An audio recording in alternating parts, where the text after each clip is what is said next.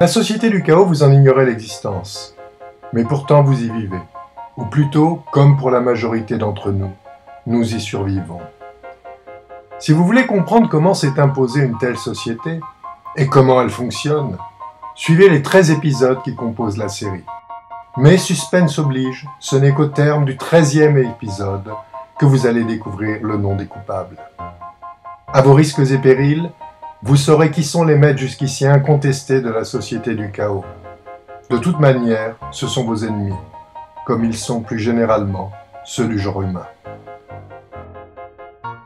À la question « Comment sommes-nous arrivés là ?», l'enchaînement des épisodes apportera toutes les réponses, même si ces réponses n'ont rien de rassurant. Mais si vous aimez avoir peur au cinéma ou sur vos écrans, vous serez servi. À la différence qu'ici, pas d'effets spéciaux. Tout est vrai, irréductiblement et implacablement vrai.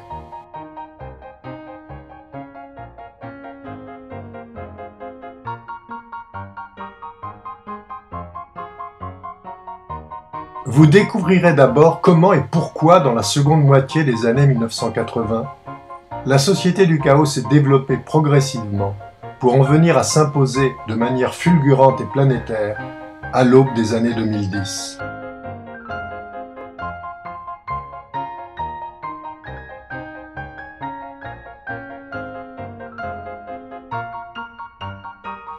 À l'université comme dans les médias, vous suivrez les agents très spéciaux de la société du chaos dans leur travail de déconstruction de tout l'héritage révolutionnaire. Vous les verrez diffuser massivement un simulacre de théorie critique qui liquide l'héritage des Lumières, nie l'existence d'une lutte de classe, conforte l'hypercapitalisme et favorise le développement de l'intégrisme religieux. Vous les observerez imposer partout leurs pensées réactionnaires et révisionnistes. Vous comprendrez pourquoi ces agents ont rendu obsolètes les formes de l'héritage démocratique et déconstruit le projet révolutionnaire d'émancipation universelle. Vous comprendrez comment ces agents ont réorganisé l'espace social en niches protéiformes, en d'innombrables tribus sexuelles, religieuses et raciales, légitimant la guerre du tous contre tous et du chacun pour soi. Vous comprendrez comment le racialisé s'est substitué à l'exploité, comment les queers ont fait l'impasse sur les luttes féministes, comment l'hétérosexualité est devenue un impérialisme à combattre. Vous comprendrez pourquoi et pour qui ces agents contestent la domination de l'homme blanc abstrait, jamais celle de la marchandise concrète. Vous découvrirez qu'avec le simulacre de théorie critique du postmodernisme, sous toutes ses variantes, l'hypercapitalisme n'a plus besoin de détourner ni de récupérer la théorie critique chez ceux qui remettent en cause cette société et la combattent. Au fil des épisodes, vous observerez les agents très spéciaux de la société du chaos écrire et diffuser une telle théorie et la faire admettre comme la seule théorie critique possible. C'est ce simulacre que ces agents sont arrivés à vendre aux post-citoyens en termes de progrès, d'émancipation et de liberté. Pour ceux qui l'ignorent encore, Post-Citoyen suggère l'existence d'ex-citoyens convertis, consciemment ou inconsciemment, aux thèses du postmodernisme.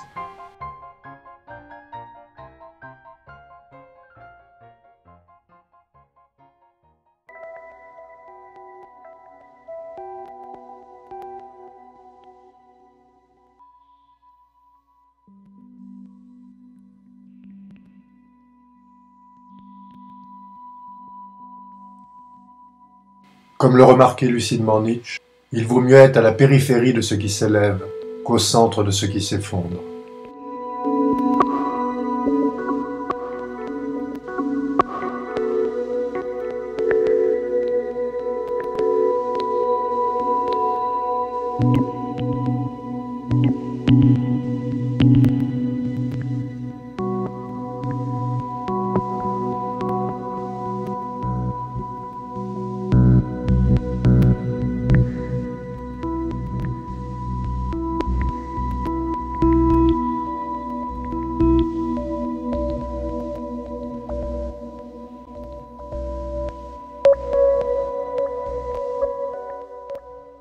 C'est aux États-Unis, au cours des années 1980, que la théorie postmoderne est devenue un système idéologique, aux ambitions culturelles puis politiques, volontairement indéfinies, mais clairement réactionnaires.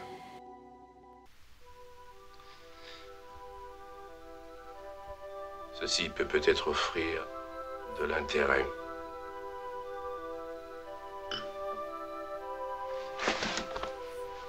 Merci.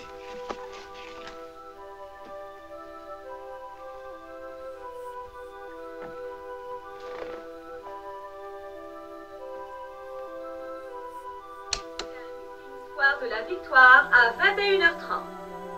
Fin de ce bulletin.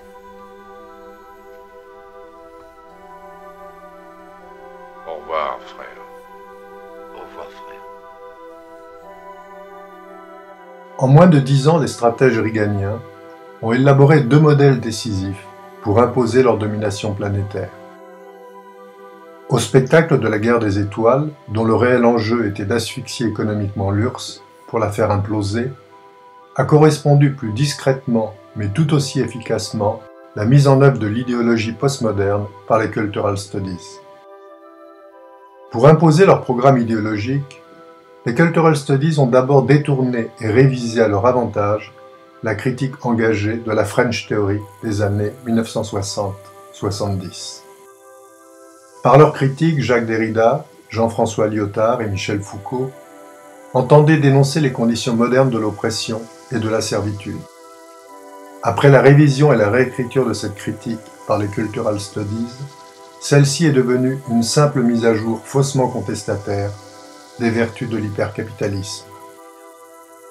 La plus grande réussite de ce coup d'État culturel est d'être parvenu en moins de 20 ans à imposer le simulacre de pensée critique du postmodernisme à la gauche et à l'extrême gauche, d'abord aux États-Unis, puis ensuite en Europe. Nous, le peuple d'Océania, et notre allié traditionnel, le peuple d'Eurasia, nous n'aurons de cesse d'avoir remporté la victoire finale. Mort à l'ennemi éternel d'Océania. Mort! Mort! La gauche et l'extrême gauche ont ainsi renoncé à 3 siècles de lutte émancipatrice pour se faire les porte-paroles du système d'exploitation que jusqu'alors elles avaient toujours combattu. En d'autres temps, et avec le même aveuglement, la pensée autoritaire de gauche a justifié la pire des barbaries au nom de la démocratie et de la défense des peuples opprimés. Sous prétexte d'anti-impérialisme, elle a cautionné les régimes de Staline et de Mao. Cet aveuglement idéologique a lourdement pesé sur les luttes d'alors, comme sa version postmoderne pèse sur celle d'aujourd'hui.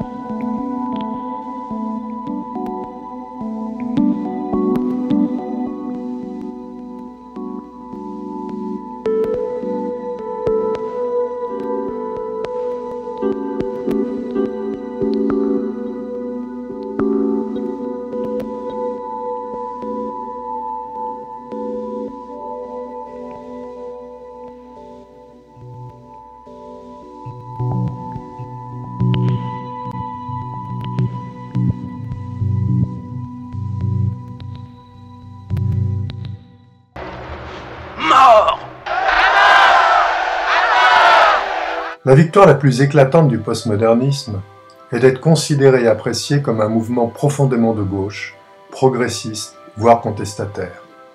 Se déclarant bien plus libertaire que libéral, il a imposé partout son image contrefaite, en soutenant toutes les postures et impostures, et en ne défendant jamais un seul combat qui évoquerait, même de loin, l'existence d'une lutte des classes.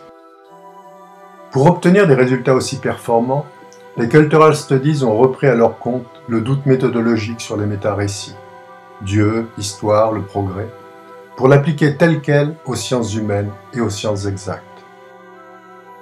En remettant en cause les grands récits de la modernité, qui promettaient le progrès social, la justice et l'égalité, le postmodernisme les a réduits à la seule critique du mal blanc hétéronormé.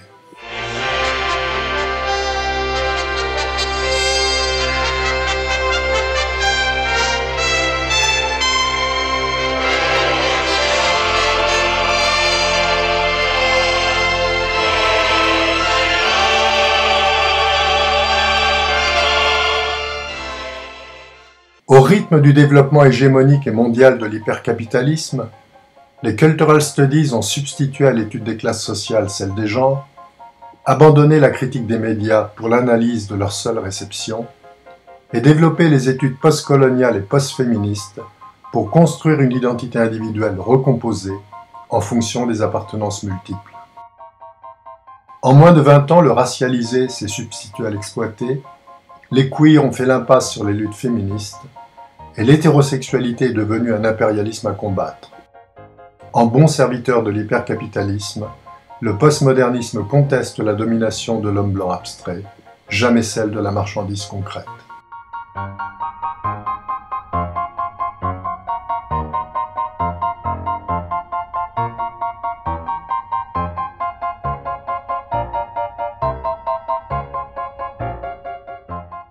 À une pensée complexe qui cherche à préserver la singularité de chaque être humain comme un universel, le postmodernisme oppose le simulacre de la victime symbolique. Cette victime, qui se confond avec celle du colonialisme, est l'agent d'un rachat. Le sujet qui souffre, cantonné à sa fonction de martyr et dépossédé de tout langage comme de toute révolte, devient un pauvre objet d'étude, l'objet d'une cheap théorie. Les post-sociologues ont glorifié d'autant mieux une telle victime qu'ils l'identifieront au rien, au moins que rien. Ils s'en proclameront d'ailleurs bien moins l'avocat commis d'office que le procureur justifiant les conditions de sa reddition et de sa soumission.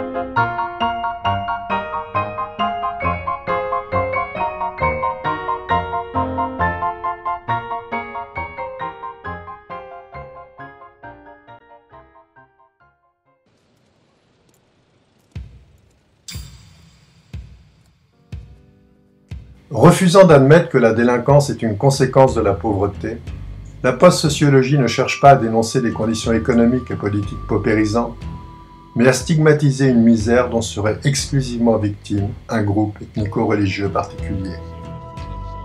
La post-sociologie parlera de guerre raciale et dissimulera le fait que la misère matérielle touche dorénavant une partie de plus en plus importante de la population, empêchant ainsi toute solidarité effective entre les exclus.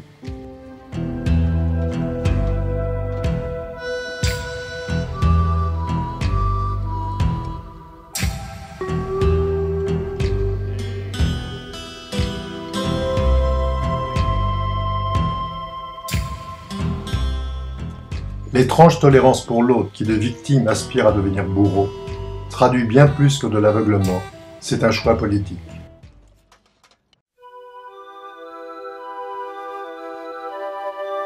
Au sein de l'université, l'ambition des Cultural Studies a été de déprécier puis de supprimer toute pratique théorique qui défendrait l'existence de savoirs objectifs.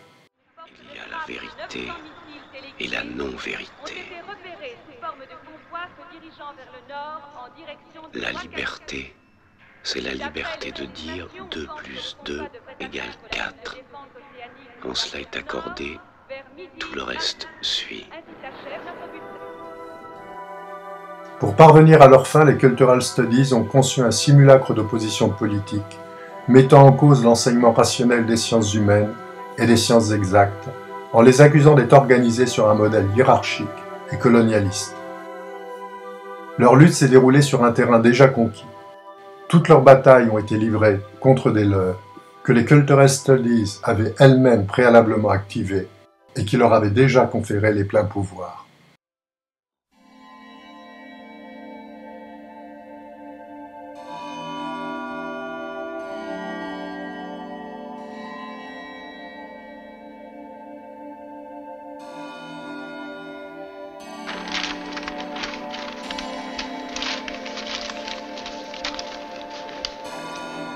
Frère champion mini-échec, Harold Sim.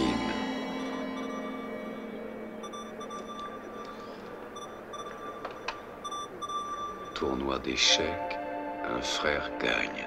Loin d'une campagne orchestrée par des hommes de l'ombre, la réaction postmoderne a conquis l'université au grand jour et par la gauche,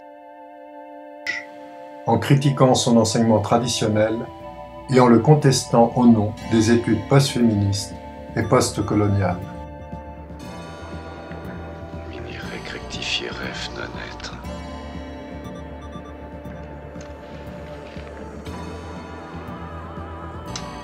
Ref times 31 10 81.